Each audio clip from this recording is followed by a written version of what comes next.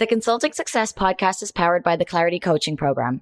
If you'd like to work directly with the Consulting Success team and receive personal coaching and support to optimize and grow your consulting business, marketing, and revenue, visit consultingsuccess.com to find out more and apply. Welcome to the Consulting Success Podcast. I'm your host, Michael Zapersky. In this podcast, we'll dive deep into the world of elite consultants, where you'll learn the strategies, tactics, and mindset to grow a highly profitable and successful consulting business. Hey everyone, it's Michael Zapersky and welcome back to another episode of the Consulting Success Podcast. Today, I'm very excited to have Dr. Nika White joining us. Nika, welcome. Thanks so much, Michael. I appreciate the opportunity to be here to share with your audience. Yeah, so you are an author, a columnist, a speaker, a consultant. You're also the founder of Nika White Consulting, where you provide strategic diversity and inclusion training and services for your clients. And some of those clients include Phillips, the University of South Carolina, the Society of Diversity, and many others. So I'm really looking forward to our conversation here today. And I want to kind of explore and have you share more of how you got to where you are, lessons learned along the way, and some of the best practices that listeners and viewers, if people are checking this out on YouTube or whatever other channel we're putting out on, can also take and implement into their own consulting businesses. So why don't we get started at the beginning, or at least earlier days for you, before you actually became a consultant and launched this business? Take us back. What were you doing? What was your life like before consulting? Sure, Michael. Well, my background is marketing communications. And so I spent a number of years working very specifically in that space. I really enjoyed it. It was always on time, on budget, on strategy. But I enjoyed the dynamics and the fast-paced nature of that type of industry.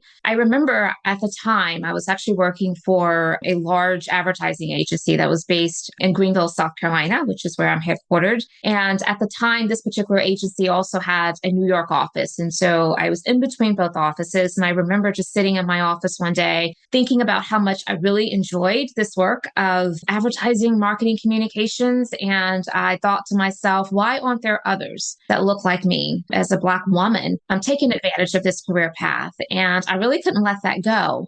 As I was able to visit the New York office, I noticed that there was a good bit of diversity within the workforce, within that office. But I also was keenly aware that the advertising capital of the world, New York, was also challenged by a diverse workforce, not being able to create one. So much so to where the Attorney General was knocking on the doors of different agencies saying, you have to diversify. This is not a suggestion. It is a mandate. And we'll be back in 6 months to see how you're doing. Well, of course, no one was really paying attention to Greenville, South Carolina. That market is not known for having this rich, deep well of opportunities very specific to marketing, communications, or advertising. And so I couldn't let that go, though. I knew that part of our charge as a marketing firm is to be smart marketing partners to our clients whose consumer constituencies represented diverse America. And I just thought, why are we not doing more around this? I was even more interested in the fact that the BHAG at the time for the agency, the big, hairy, audacious goal was to become the most admired agency in the Southeast. So if this is what we are striving for, I kept questioning, why are we not doing more to really lean into greater intentionality and commitment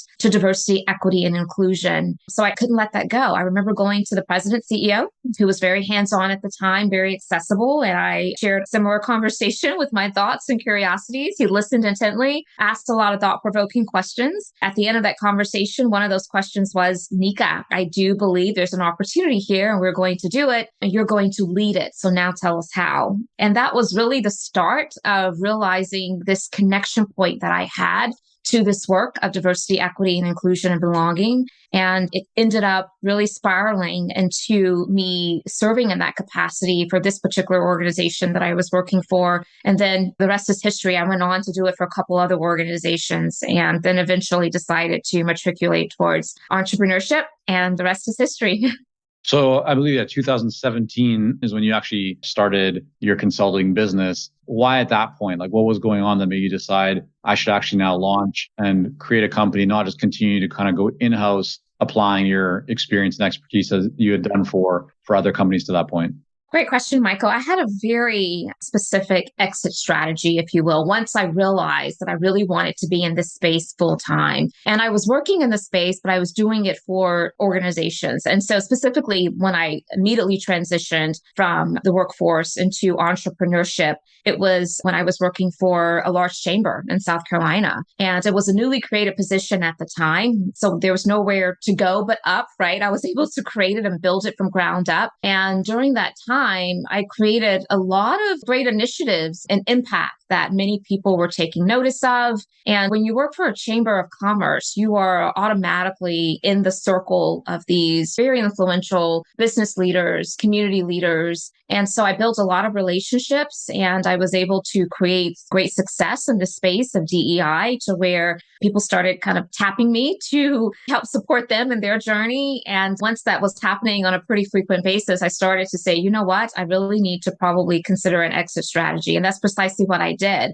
Also, when you think about being in a chamber of commerce, you're working with entrepreneurs like all the time. One of the programs that I launched, which this year celebrates 10 years, was called the Minority Business Accelerator. It is called the Minority Business Accelerator. And it's where you take high potential minority owned firms and you put them through an ecosystem where they're receiving targeted training, technical assistance. You help connect them to key procurement leaders for potential contract opportunities. It's all about scaling, capacity building. And as I was helping businesses navigate that process and creating success, I thought, you know what? I need to apply this to some of the talent and the skill sets and the interests that I have. And that's precisely what I did. So Nika, you decided to go on your own. What were your first steps? How do you actually get your first few clients in the door for the new consulting business once you made that decision? Another great question. So I was really fortunate in that the chamber that I worked for. Again, I had great history with them. And so the leader at the time said, Nika, we realize that this is probably not your final stop. We realize you probably want to go fly and be free and take your skill sets on a larger scale. And we want to support you in that. But we also want to make sure we're building upon the equity that you have already established within our organization around this body of work. And so we want to become your first anchor client. And even to this day, 6 or so years later, I am still serving and leading all of the chambers in Greenville, South Carolina's diversity, equity, and inclusion work. So it gave me a really great launching pad, if you will. I didn't have to worry about day one needing to kind of close the deal. I was able to focus on building the infrastructure, thinking about what is a business model that makes sense for me, really crystallizing my why for why I wanted to do this work. And then slowly but surely, other clients really started to come and be added to our roster. I mean, not in an easy way. It was a lot of hard work, but definitely appreciated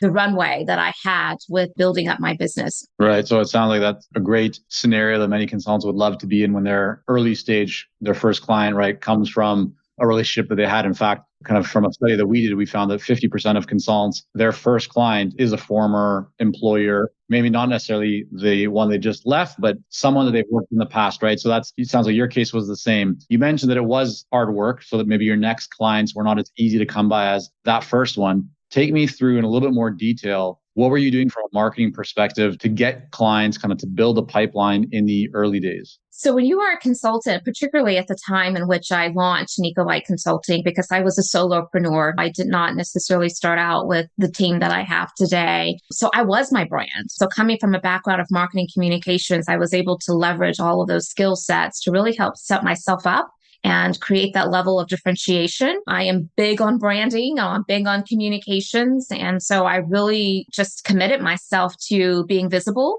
being a thought leader, establishing myself as a thought leader. I was writing tons of content and articles, and I was speaking at different engagements. And it's also when I started writing my books. And so I really did all that I could to help establish that level of credibility and voice of authority in my space. That included also getting certifications, but really just talking about the clients that I was working with and the type of results and success stories that were coming from that. And then relying on all my relationships. I mentioned that my time and working prior to launching my business, that I was working on my exit strategy, where part of that exit strategy was building and cultivating those relationships. And so it became easy for me to really build up a clientele. And then once you get a good handful, now you have a story, you have a narrative that you're controlling and that you're talking about. And that just continues to attract other clients. And so I will say that I'm a big fan and a big advocate of strong branding and marketing. And I really do think that it helped to serve my organization well as I was really trying to get established. And Nika, when you say strong branding, what does that mean to you? For a lot of people, they kind of connect brand to being like logo or colors, or so when you say a strong brand, like specifically, what does that mean to you? No, it's a great question. And to me, a strong brand, I mean, the logo, the mark, all of that is just a sliver of it. There's so much more that goes into it. It's how you go to market, how you present yourself, how you sell your value proposition, how you create opportunities for you to be visible and be in the mindsets of those in which you're trying to reach and attract. And it takes consistency. It takes being very clear with your messaging strategy. And it takes, again, just this level of really wanting to make sure that you are positioning yourself to be placed positively in the eyes of those in which you want to attract. Is there an example of like something that you said or did it in the early days, or maybe even now, that you think is just a good example of branding? And maybe how could that not be as effective? Like, is there a way to make that like, here's how the standard, how most people would do it. Here's how I do it. And it's better. Like just maybe to provide people with a bit more of a context and kind of detail around what does it actually look like? Yeah. So for me, because I have, again, a background in marketing communications, when I launched my business, it was really important to launch with a strong brand. And so I actually partnered with the marketing communications firm that I had a lot of history relationship with. And we talked through who is your target audience? What are those key product and service offerings that you're going to provide? What's going to be those differentiators? What colors represent that message? And so through that strategic process, we were able to develop the brand, which is what I'm referring to in this instance as the more traditional brand, the logo assets, your communication strategy. But then from there, it also was about, as I mentioned before, just what are some other ways to help reinforce this brand? And that's where it certainly required me to think about what spaces I found myself in, what credentials I was able to add to my name so that I could establish myself as credible voice of authority in this space. A lot of companies actually, when they launch, they don't necessarily put their resources towards building and establishing a strong brand. They just kind of think I can do it on my own. And I guess because of my background in marketing communications, I valued the power of branding and marketing communications so much to where that was never a question for me. It was almost part of the foundation before launching. So that's one of the things that I often tell businesses is even if you can't go and invest a ton of money, at least make sure you have your foundation staple information and assets that you can leverage. That consistency really does play a big role. Yeah, no, I completely agree. I mean, I think we see a lot with all the consultants that we work with. We really try and focus on getting that foundation in place around who is your ideal client. We call it ideal client clarity. What's your magnetic message you're going to use to get their attention and interest? And they're going to have them wanting to have a conversation with you. Then your strategic offer is really figuring out what are the right offerings, right? The services, the products, that mix that will align and resonate with them. And then the actual marketing engine, like how are you going to go to market and what is that going to look like? So I think there's a lot of alignment in that. I'm interested to know though, in your case, what would you say out of all the marketing, all the kind of thought leadership building activities, everything that you did to really build a pipeline and create more visibility and awareness for you and for your brand in the early stages, what worked the best? And what would you say worked like just the least or just didn't really generate any results? Like any kind of surprising things, or what do you see that was like best and worst in terms of effectiveness? Yeah, best and worst. And so best was, again, the strong and consistent branding. I'll give you another example too. When I was working on my exit strategy, that's when I also started writing a book because I was really told by mentors and I researched it for myself that if you really want to become established as an expert in your space, then one of the ways to do that is to publish a book, go to market, let that book be able to help position you in different spaces where you may not have the opportunity to be in. And so when I wrote my book, I was so intentional about the title of the book, so much so to where my first book is entitled The Intentional Inclusionist. And that is a big part of my brand. I had the intentional inclusionist trademarked. And so throughout the years, there are people that will see me and encounter me. And sometimes I'm referred to as the intentional inclusionist. And so it has become a permanent fixture of my brand. And I think that helps create a level of differentiation, especially when there's a lot of noise in my space right now. There's a lot of people that overnight are self-proclaimed experts, practitioners in the DEI space, because it was just so much opportunity opportunity because many organizations, particularly the summer of 2020 after the murder of George Floyd, they were paying attention. And they really felt that now this is a need for us to not sit on the sidelines, but to really engage in conversations to really help us understand where we need to sit within this broader work of racial justice. And so that was something that I think worked well. If I had to think about something that didn't work well, I probably would have been a little bit more intentional about not trying to be all things to all people. I think that a lot of consultants, especially when you're starting out, you really are just trying to build up your clientele. And so even the things that you can say yes to because you can do it, you may not should be saying yes to. And I quickly had to realize that. I also had to realize that while I started out with the vision of being a solopreneur, that the marketing was working. All the things were working to really position me in the mindsets of those in which I wanted to partner with, so much so to where I reached a crossroads where I had to make a decision. Are you going to grow? And if you're going to grow, you can't clone yourself. So what else are you going to do to be able to create the capacity, build the capacity that's needed to continue on this journey? And I had not really thought intently about the long term. It was more about thinking about more of the immediate future. And so I think that if I had have taken the time to really chart out more of a longer term plan, I probably would be a little bit further ahead than where I am now. So yeah, I definitely want to get into a little bit more around the company structure, your team members, kind of how you've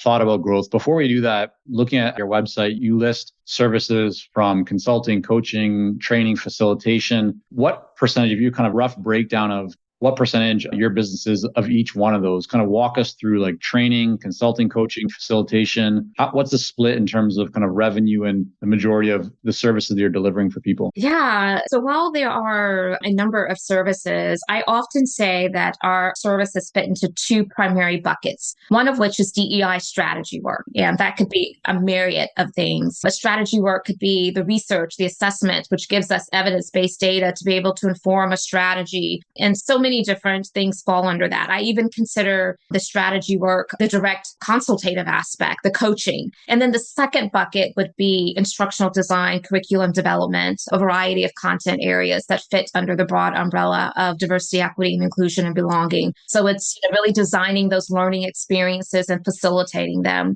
And I think that we're pretty balanced with about 50-50. We see clients with need equally across both of those categories. And something else that's really important about my business model is that while I will take on clients that are maybe just looking for the learning and development type of experience, I believe we're a full service boutique consultancy. And I believe that the learning experience, which is going to create the awareness and help deepens people's understanding of diversity, equity, inclusion, and belonging, both in theory and practice, that's only part of the story, right? I come from the persuasion that in order for organizations to truly transform, where DEI is fully embedded and operationalized, it also will require strategy because you have to look at systems, policies, procedures, and culture. So I think also a part of how in which I sell the services and I talk about how they work together has worked well for us because clients really do want sustainable impact and not just some simple tactics that's going to create just momentary type of success. So while the services are separate, they all work in tandem. Is there any big changes you've made to what you offer? Like if you roll the clock back, have you introduced any new offerings or stopped offering something? Kind of just how have things potentially changed, if at all, in the makeup and what you're providing with your services? Yeah. Well, we saw a significant shift in our clientele, actually, and we started to really notice it more increasingly around 2019, 2020. And what we saw is that organizations were moving from this surface approach to DEI to really having custom needs and really wanting to tailor fit solutions to match their organizations. So when you think about that, you no longer can provide a boilerplate type of product or service. You have to really make sure that you are becoming an extension of your clients' teams, really understanding their culture, their pain points. And so I will say that the shift really came in, not so much in the what we do, but more about the how that we do it. And that's where the customization really does make a difference. We consider ourselves, as I mentioned before, a boutique consultancy. And so for us, what that means is there's no one size fits all approach. There's very few off the shelf products that we can make available available because we don't believe that that is going to serve our clients best. We want to really align the solutions with the challenges and specific needs of organizations. And what about your fees? Have there been any changes in your pricing strategy or how you No, would they have incrementally gone up. Yeah. They have. Yeah, they have incrementally gone up. But when you're starting out as a consultant, sometimes you are relying on just letting the market kind of guide you in terms of how to price your products and your services. And then eventually you begin to build up your network of others who are in the space and you begin to share and begin to be a part of mastermind groups and you become smarter. And so certainly our pricing structure has evolved over time. I will say this though, I've never been a big fan of hourly fees. So when clients will approach us for, well, what is your hourly fee for X? We tend to respond in ways like, we don't have hourly fees. Our fees are based on the solutions, right? And I think that's so important because for many consultants, we can find ourselves getting shortchanged and not really fully capitalizing on the value that we deserve because the time that it takes to provide really thoughtful solutions to our clients is not just about that moment, that half hour or hour conversation. It is about all of the learning and the skill sets and the social capital that you've been able to establish and the intellectual capital you've been able to establish in order to arrive at that place of being able to give those smart solutions. And so I tend to schedule or design our fee structure based upon what kind of solution are we able to provide, which I think is critical. Hey, it's Michael here, and we'll be right back to the podcast. But first, are you ready to grow, scale, and take your consulting business and marketing to the next level? If so, our Clarity Coaching program may be a great fit for you. You'll work with our experienced team to set up a strategic plan for your business and coach you step by step in areas like how to consistently attract more leads, develop a magnetic message that resonates with your ideal clients, strategically package and position your services, earn higher fees, win more proposals, and scale your business. To find out more about Clarity Coaching and apply, go to consultingsuccess.com and click on coaching.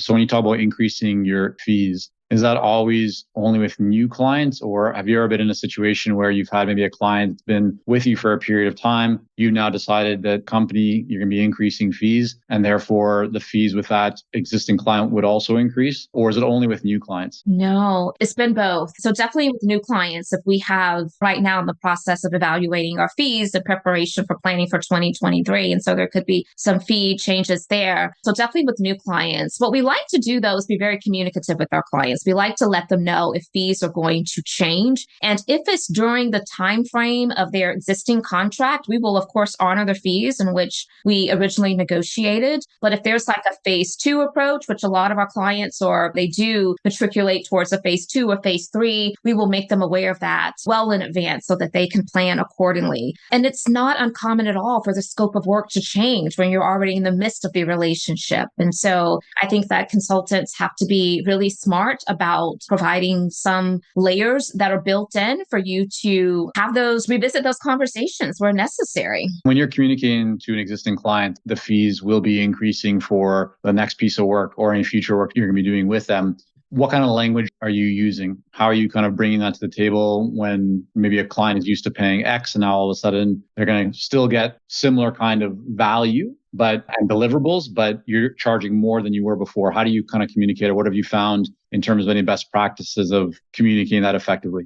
Well, I think it's, again, just providing that runway so that people can get adjusted to whatever the new pricing structure is going to be. But then equally important, at least from my practice, when we increase our fees, it is because either we have invested in new tools, new software, new learning to where it's justifiable. I think about like our Qualtrics system, which is a pretty pricey instrument tool for research. And we did not start out with that as a tool. And so our fees more commiserate with not having a tool that as robust. And so once we added that, and so the language really is dictated by what is the reason for the increase. I mean, obviously, sometimes we haven't increased our rates in the past 4 years. And so it's time for us to do so. And that's also understood by most clients. But I think it's just making sure that you never fail to articulate the value that you're bringing so that if you do have to create a situation where you're now in conversation around pricing increase, you can clearly articulate the why behind that. So today you have kind of a firm model You have about 12 or so people, I believe, on your team. Who was the first hire when you decided, hey, I'm not going to be a solo consultant any longer. I need to increase capacity, be able to make a bigger impact, right? Grow, so on and so forth. What was the first hire and first person you brought in? So in year one, I quickly realized probably within 6 months that I needed to have at minimum an executive assistant. And so that was my first hire. And then over the years, that executive assistant role has now kind of morphed into an executive assistant / chief of staff. And even to this day, every so often when I'm talking with my chief of staff or executive assistant, I will say to her, if we ever get to the point where we have to downsize because, again, the pending recession and all of these other issues that could potentially find its way at our doorstep, if I had to scale back, I would scale back probably all the way, but that is the one role that I will keep and maintain. And it is because, again, I started as a solopreneur. And so I know that at bare minimum, what I could produce on my own with the help of just one other person could certainly meet the bare minimum needs that would allow me to feel fulfilled and still continue to want to do this work as an entrepreneur. So some people might be wondering, chief of staff, that's like a political role, or like, what does it actually mean? So in the context of your business, maybe just explain how you kind of view the difference between an executive assistant or chief of staff, and what does that mean to you? Yeah. So there's lots of differences. And I do realize that a chief of staff is one of those roles to where it can look different from organization to organization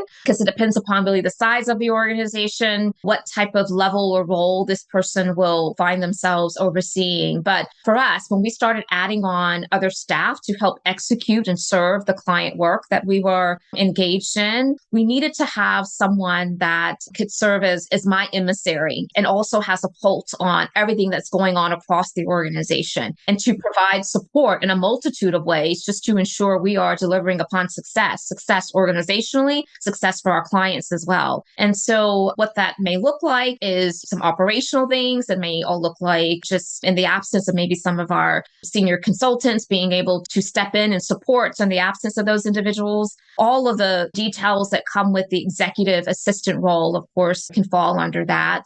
But it's being more of a generalist that can provide strategic thought leadership across multiple areas of the organization. So I really do see it as a really intricate role to our team. And is there a role that now, kind of looking back with the benefit of hindsight, you feel maybe you should have moved on quicker or brought on sooner? That's such a great question. There's actually a couple of them. One of which was my director of business development and strategic engagement. As entrepreneurs, oftentimes we start out wearing all the hats, doing all the things ourselves, right? And so I found myself really inundated with the sales process, drafting up the proposals and having those discovery calls. And quite honestly, it was taking me away from doing the work. But at the time, in order for me to get the work to do, I had to also facilitate that work. And so it wasn't until a little over actually a year ago that I actually introduced that role and actually created that role for my organization. And it has been tremendous. I recently went through a process where I did a reorg in my organization. And it was all because I knew that the talent that I had previously were not going to be able to catapult the business to the next level, right?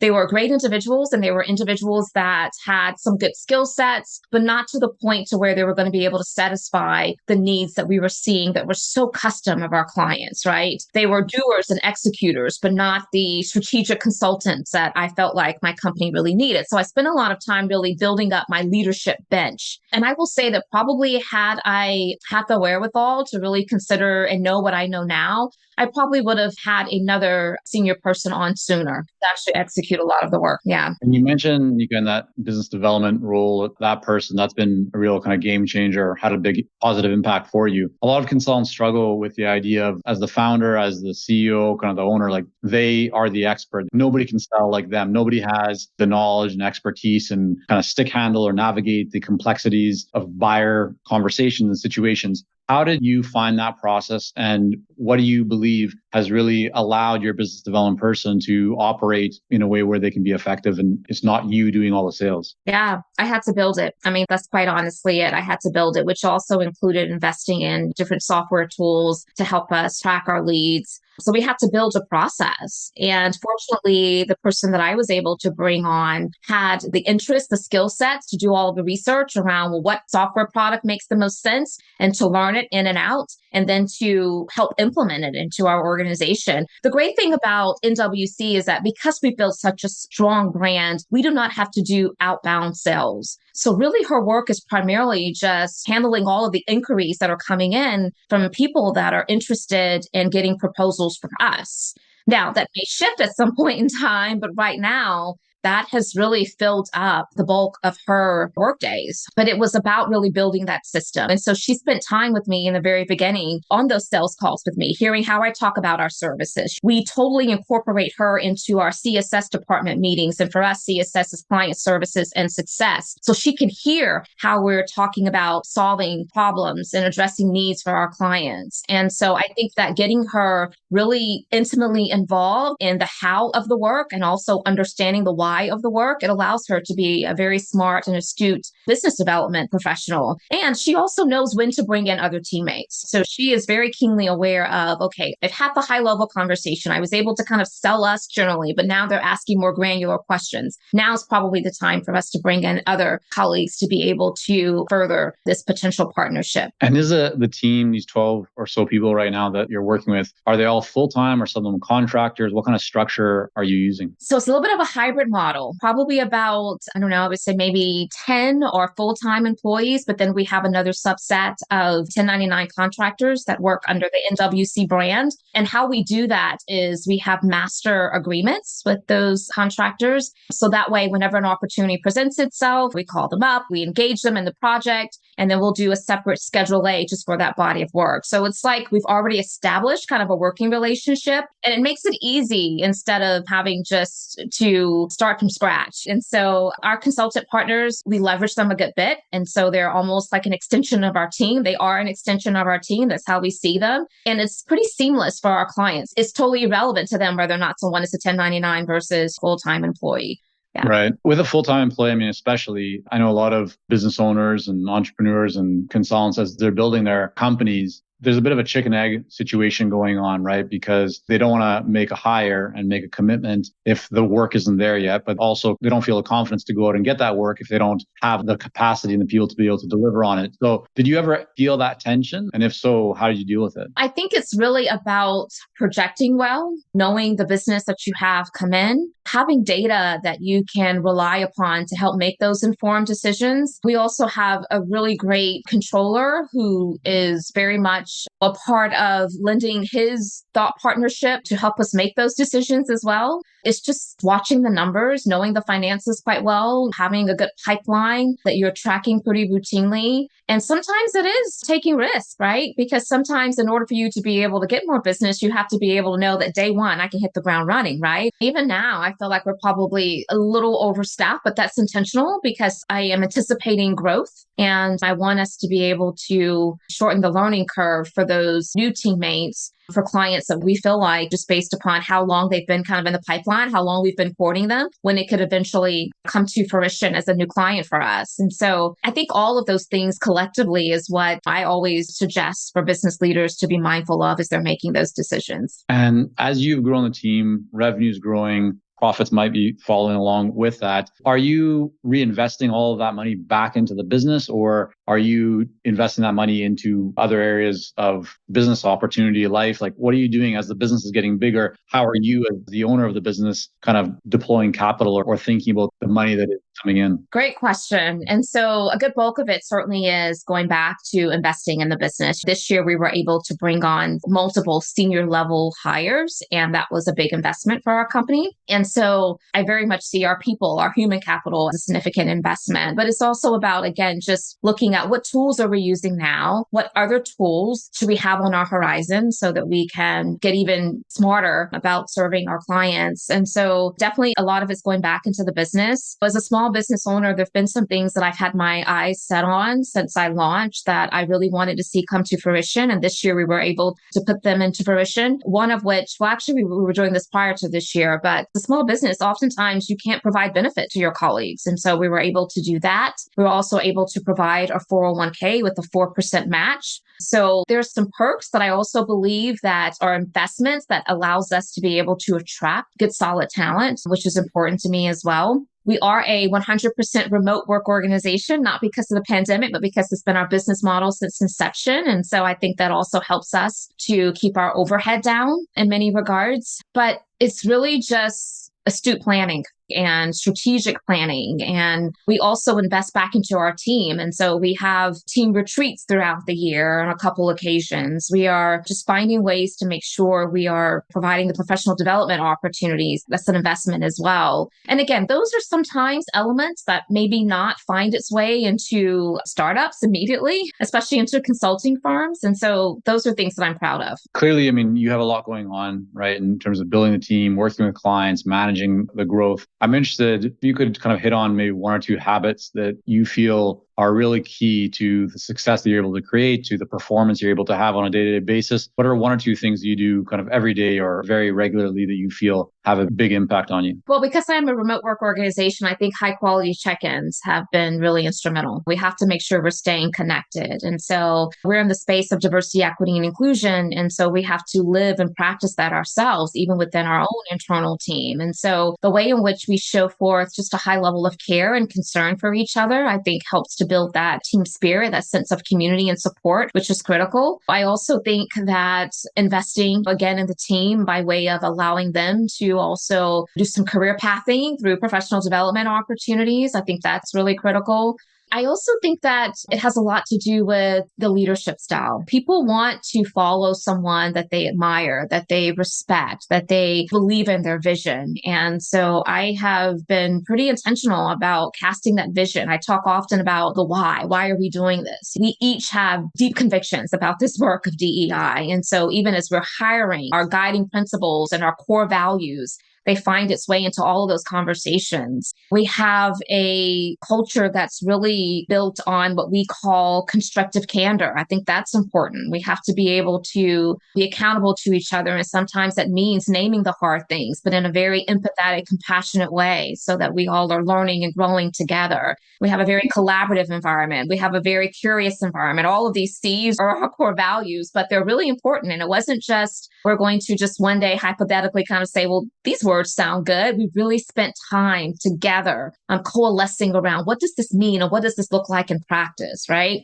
And one of you were asking a moment ago about some of the investments. One of the biggest investments that we've made back into the company is through the EOS system. I'm not sure if you're familiar with Entrepreneur Operating System worldwide, but that has given us a common language and a way to interact and engage and to have meetings. And so that's been tremendous. Yeah. So I think it's just the intentionality around, it's one thing to become a business owner because you really enjoy your craft and you're good at your trade, but it's a total different thing when you try to align that with strong business acumen. Right? And it requires both. All right. Well, before we wrap up here, I'd love to find out from you, what is one book that you have either read or listened to in the last 6 months or so? It could be fiction or nonfiction, but just something you might recommend to others. I have so many author friends right now that I probably will get in trouble by naming one without the others, but there's so many. I mean, so first I have to put a shameless plug in by sharing that I just completed book number 3 with Forbes. It's called Inclusion Uncomplicated, and it's all about this transformative guide for simplifying DEI. So it's my way of helping people to make DEI more practical.